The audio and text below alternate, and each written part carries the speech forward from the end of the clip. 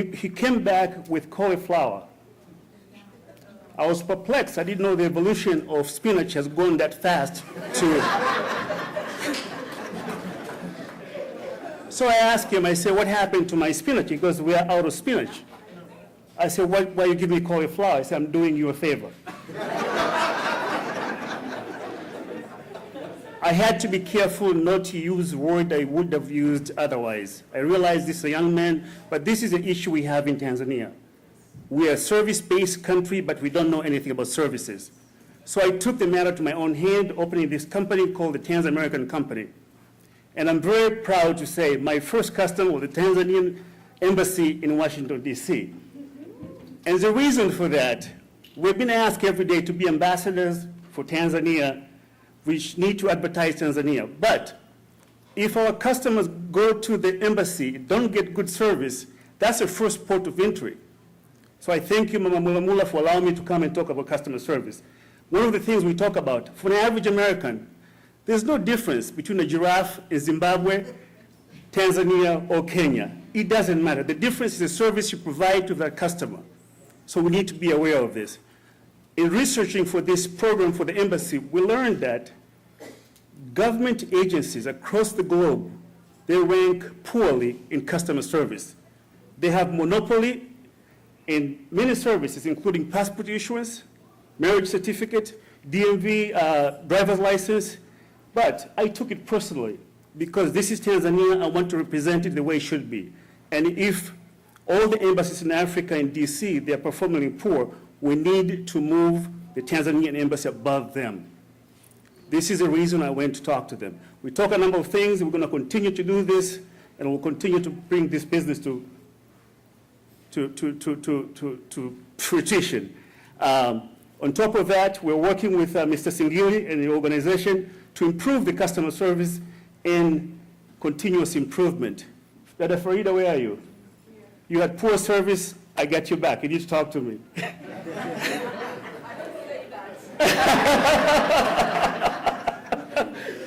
Lastly, before you stood up last night and you said you don't like to be associated with failure. If any organization within your jurisdiction have a problem with service, I need to talk to them. And finally, most of you don't think you're in business, but everyone here in a business. Either you're buying or selling. Remember one thing. If you don't take care of your customers, your competitors will. Have a good day.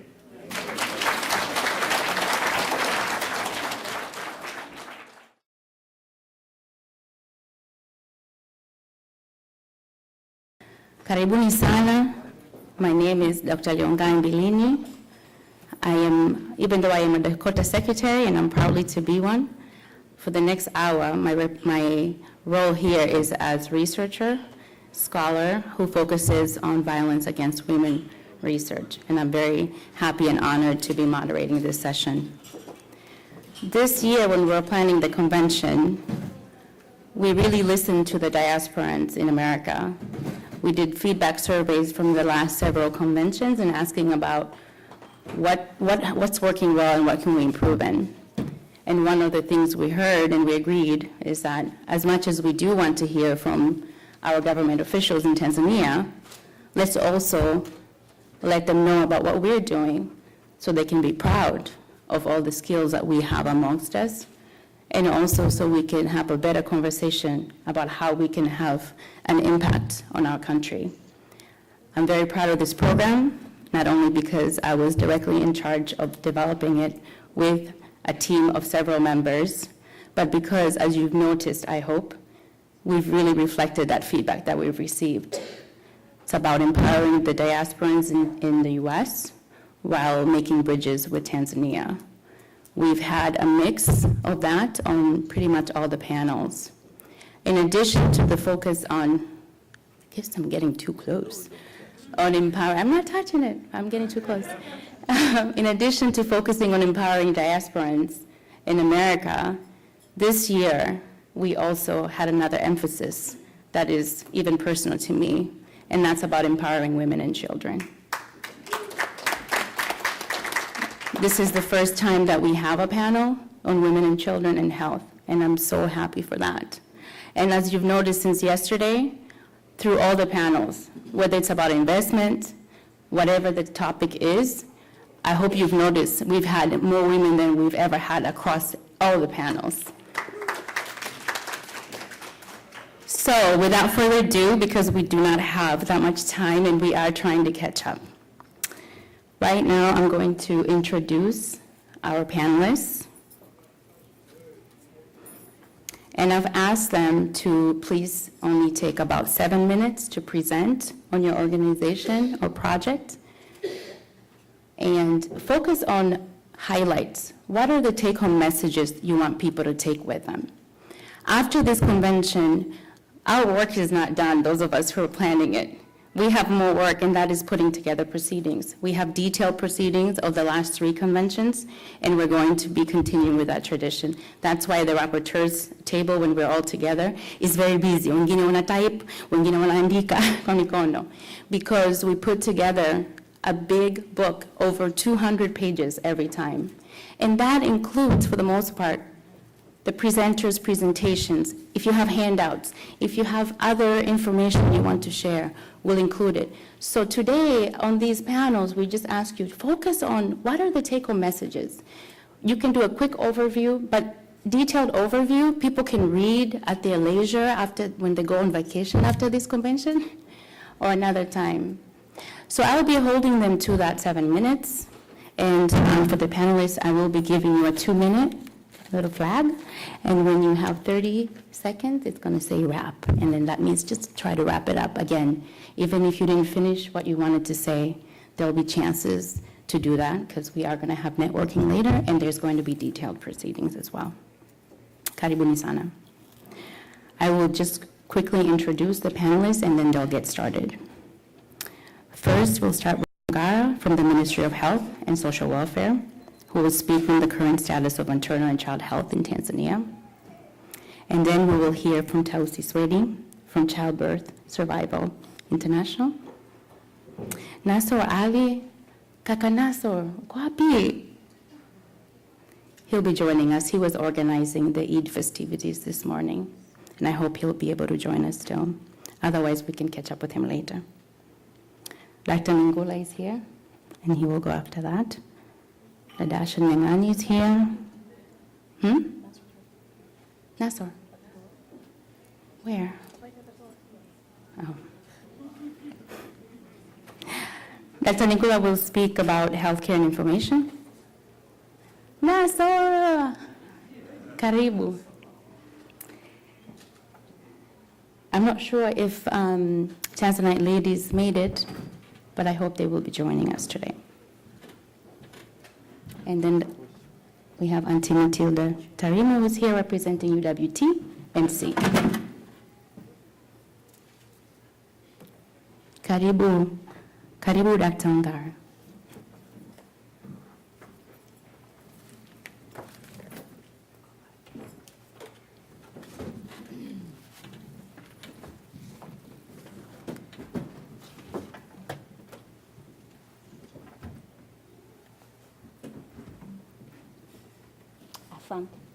Good morning, ladies and gentlemen.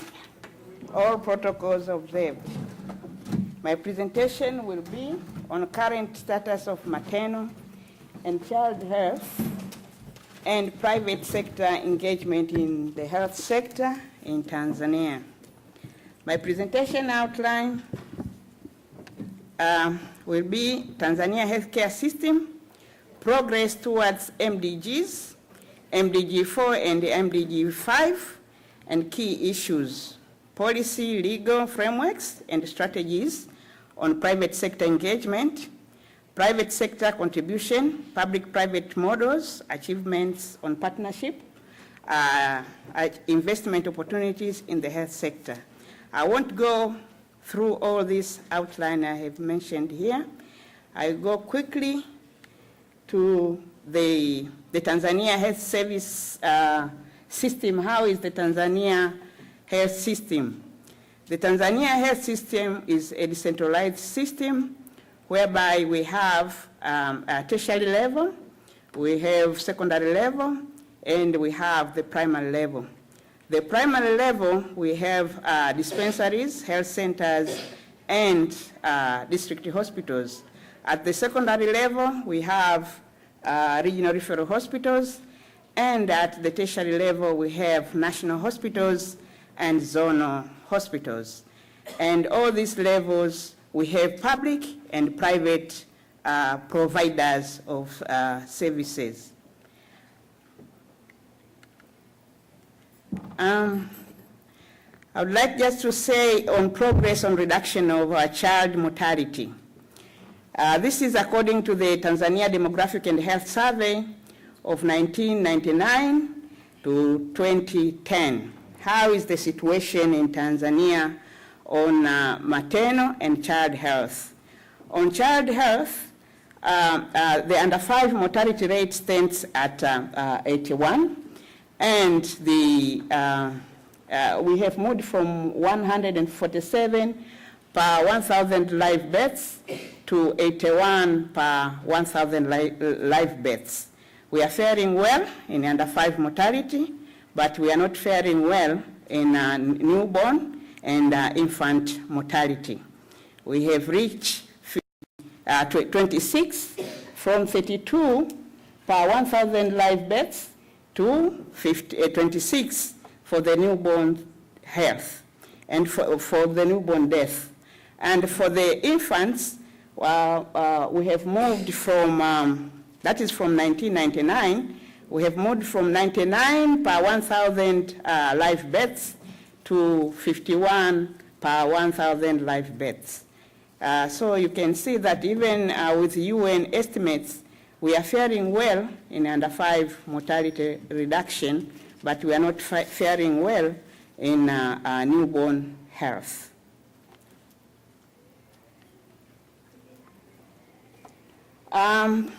We continue with progress on maternal health. On maternal health, according to the Demographic and Health Survey of 1999, we had 770 per 100,000 live births, deaths of women, 770 per 100,000 live births in 1990. And in year 2010, we have reached 454 per 100,000 live births. If you translate it into numbers, it means 7,900 women are dying annually. This is according to the UN estimates of 2012, and the report was released 2013. So you can see the rates, but if you translate it into the real numbers, really there is a lot of women dying during births. 7,900 deaths annually. This is 41% decline in maternal mortality. The Millennium Development Goals target, we are supposed to reach 193 per 100,000 live births when it comes to 2015. We are quite behind schedule, and we don't know if we will realize this, because now we are having 454 per 100,000 live births. So to reach 193 in 1 year, it is just impossible. So we are not faring well in maternal deaths. What are the key issues? Let us see what are the key issues causing all these deaths. So 50% of pregnant women deliver in health facilities. Another 50%, they deliver somewhere else. We need to work on this. 43% of pregnant women attend recommended 4 clinic visits, and we have 27% of couples using modern methods of family planning. And we know that when people are using family planning, we can reduce the maternal mortality by 44%. Adolescent pregnancy rate is 116 per 1,000 live births. That is also very high. Neonatal mortality counts for 50% of the infant mortality. So this is the situation. Us as diaspora, we are able now to see the situation, the key issues. We need to see what we can contribute to the reduction of maternal and child health in Tanzania. Other issues are access to quality services. You can see that there is inadequate infrastructure. We are supposed to have a dispensary in each village, but right now, according to Primary Health Service Development Program of 2007 to 2017, we haven't yet realized having a dispensary in each village, whereby people will go and women will be attended. We have inadequate skilled health care providers, and we have availability of equipment, medicines, and supplies. And the referral system is not functioning as it's supposed to function.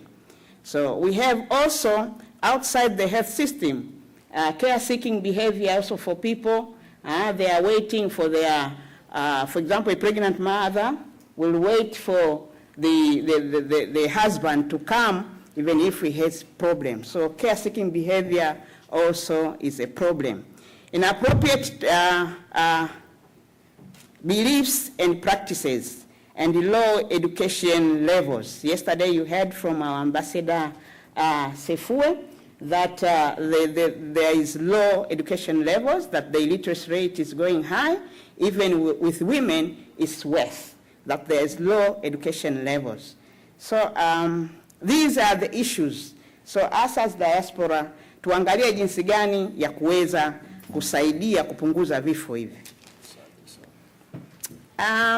Labda ni kidogo, muda umekwisha, mwingine mtasoma, lakini there are opportunities in the health sector to invest on the health sector, as we have seen from Dr.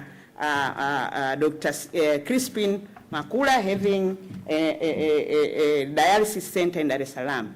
So you can be able also to invest in health. And also you can be able to invest in the reduction of maternal and child health, having lots of opportunities in the health sector to invest, because the government is committed and the government is allowing private sector to participate into the health services investment. So my time is over. Sorry, you can read my presentation, and if there are other questions, you can ask me. I'm around. Thank you. Thank you, Anne.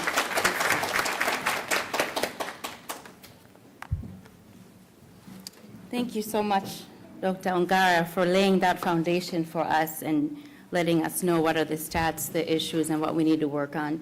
In just a little bit, actually, Tausi is going to be able to kind of pick it up from there and talk about what her organization is doing, especially in the area of neonatal. We're going to be setting up, she's got special video and whatnot going on, so she's not going to go next right now. So I will ask if Nasr Ali can speak to us about Jenga Foundation.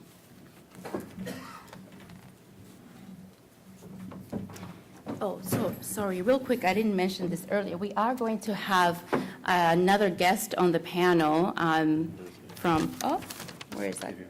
Okay. Angela Klimpatrick from 90 for Life. Would you please come up?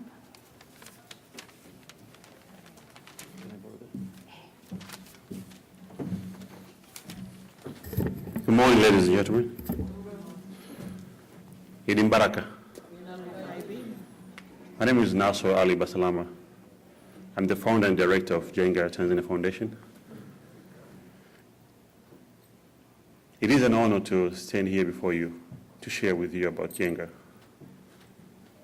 But before I continue, allow me to take this opportunity to recognize a few people who are behind of this amazing project of Jenga. They were with me from the beginning. One of them, she's here, and a few of them, they're outside. They're still working to volunteer some other activities. Auntie Zainab, could you please stand up? That's one of the key. the Secretary of Jenga, Dr. Kura, somewhere around. Niwagila Kamugisha, the Treasurer. Dr. Abu Diwani, he's the Director of Education. Dr. Habib Ramadan, he's the Director of Healthcare Education. And Professor Kimario, he's the Director of Healthcare and Equipment side. And David Mushi, the owner of Gigs, the one who received too many awards yesterday, he's Director of IPR, Information Public Relations. As a philosopher said, in order to break the cycle of poverty, you have to educate kids. And I say, in order for kids to last in a stream of education system, you have to support mother. Mother has to be healthy and productive in order to be able to support kids in education system. That's how we can manage to eliminate poverty, mainly in Tanzania. That is where Jenga comes from. We compile those two major issues together, it will make us one and Jenga's problem. I feel proud to stand here and to share with you about two major projects which is Jenga is committed with. Healthcare for women and education for kids. Let me share a little bit with you about education.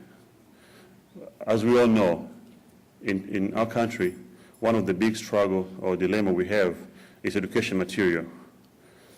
So we commit ourselves to work with a few professors who are volunteer, local here in the United States, and they are originally from Tanzania, include Professor Julius Nyang'oro and Professor, what's his name, Sebo from Howard University, and other teachers from local in Tanzania.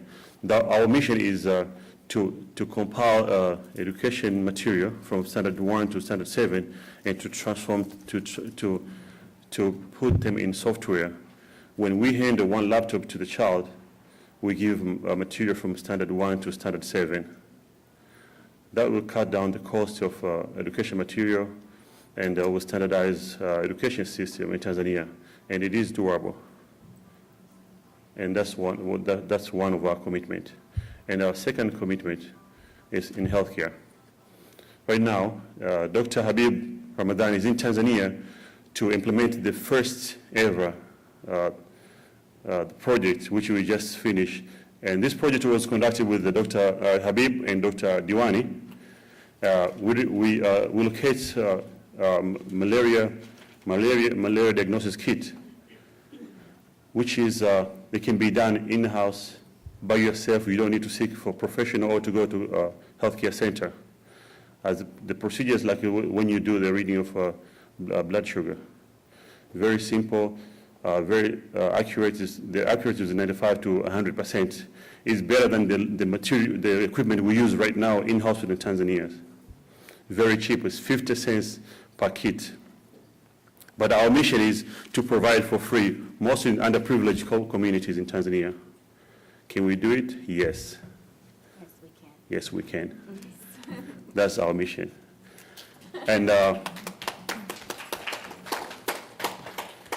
so I don't know about you, but we believe we can do it. When I started this foundation, I told myself, I want to solve the problem. I don't want to kick the problem to tomorrow. I don't want somebody else to come to solve the same problem tomorrow. I want to solve the problem, and I believe I can do it. Our goal is to eliminate and to change the face of malaria in Tanzania and to build the better education system in our country, and we believe nobody else can do it but us. Thank you for the opportunity. Please support us and do it together. Thank you. Thank you very much, Brother Nasser. And he did that in less than 7 minutes. How about that? And wonderful take-home messages. Jenga is a good example of what we've been talking about. Jenga is a good example of what Dakota is all about. An example of taking advantage of the expertise among the Tanzanian diasporans in America, in the community organizers, and collaborating with Tanzania. So thank you very much for giving us that wonderful overview of that. Next, I will ask Dr. Ningula, who will speak to us some more on healthcare and information. And I will ask my brother from Tanzania with the fancy Mac to help me put that PowerPoint up, please. Is he still here? Yeah. Okay, let me begin by saying good morning, ladies and gentlemen, Excellency Ambassador Mulamula, invited guests from Tanzania, and even the guests from here in North Carolina and other states from New York all the way to California. My name is Dr. Patrick Nigula. I teach health services, healthcare management, and information technology at South University in Columbia, South Carolina.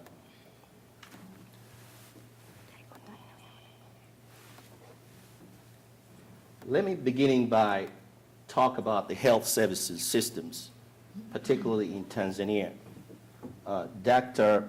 Miriam Ongala from Ministry of Health, and I think in Social Works, she alluded a couple of the health status that the Tanzanian or United Republic of Tanzania is facing today, such as infant mortality rate, maternal mortality rate,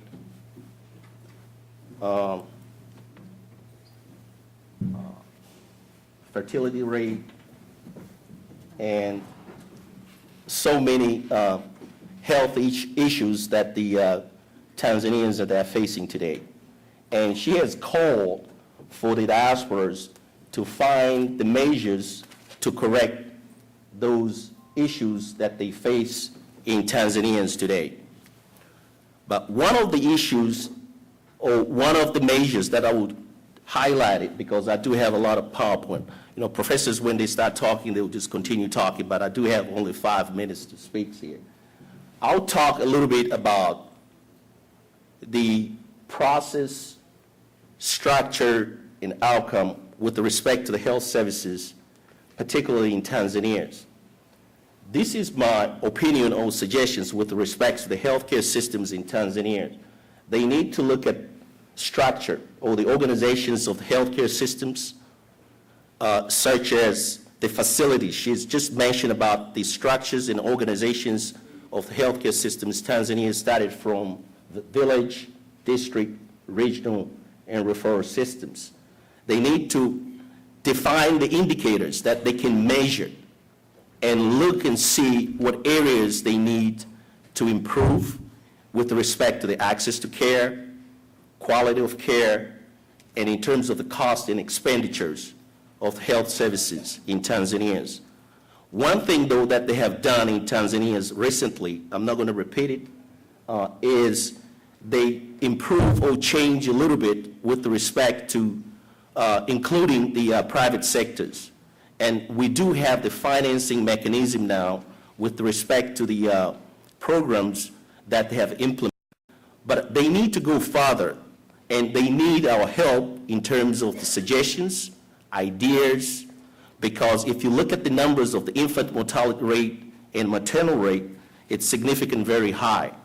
I'm not going to talk a lot about the health service systems, but I'll touch bases in resource productions. If you look at the far to the right of the block, which says resource productions in terms of the workforces, facilities, commodities, and knowledge, and then I'll connect knowledge with an information. I'll just keep going real fast here.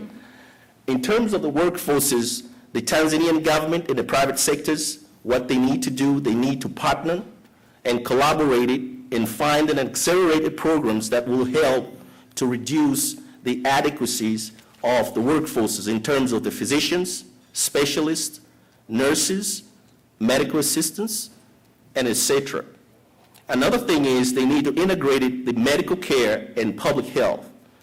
A good example is what you see today in Africa.